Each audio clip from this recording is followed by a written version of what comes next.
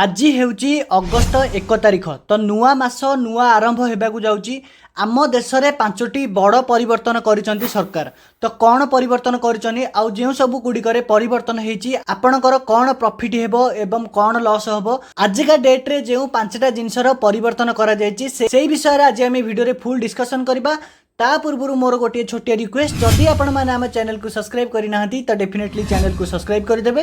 Video T kindly समस्त share करके 5टा जो परिवर्तन होती समस्त विषय जनईदेवे। तो चलतु से स्लाइड को लेकिन आपण मानक सबकि ए टू जेड बुझे दूची। आज देश में होगा जाऊँगी 5टी बड़ परिवर्तन। तो कौन कौन परिवर्तन हम चलतु आम जाना। जुलाई मास शेष होईची, अगस्ट आज आरंभ होईची। तो यह सहित प्रथम दिन देश में अनेक बड़ नियम कार्यकारी होईची, जहाँ आज ये वीडियो में आपण मानक जनइबाकू जाउची।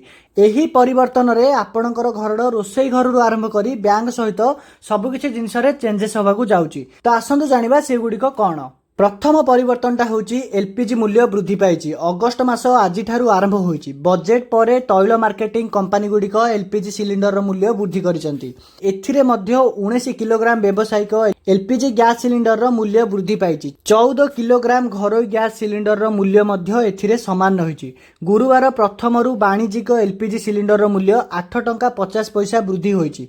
एहा पूर्वरु वाणिज्यिक एलपीजी सिलिंडर मूल्य मासकू 30 टंका ह्रास पाइथिला।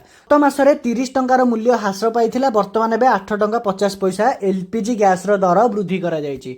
तो सेकेंडटा कोन चलंतु जानिबा। आईटीआर दाखल उपरे जोरिमाना प्रथम तारिखरु कार्यकारी होइथिबा द्वितीय परिवर्तन नियम हेउची आयकर सहित जड़ित।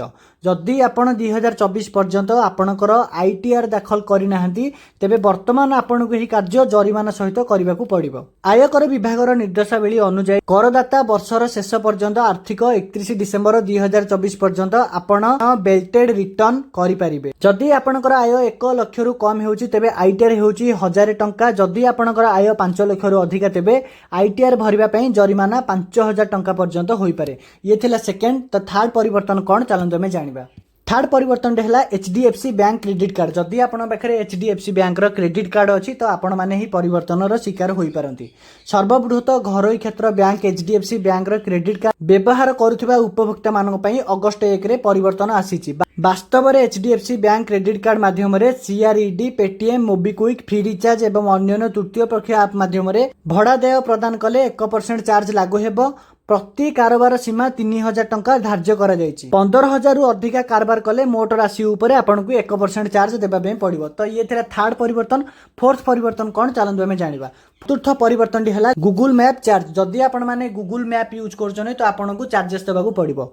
गूगल मैप मध्य अगस्ट 1 तारिख रु भारत रे एहार नियम परिवर्तन करबाकू जाउछि। वास्तव में विश्वर सर्वबृहत search engine Google map India मानचित्र सेवा पई देय 70% ह्रास करने को घोषणा करा जायछि।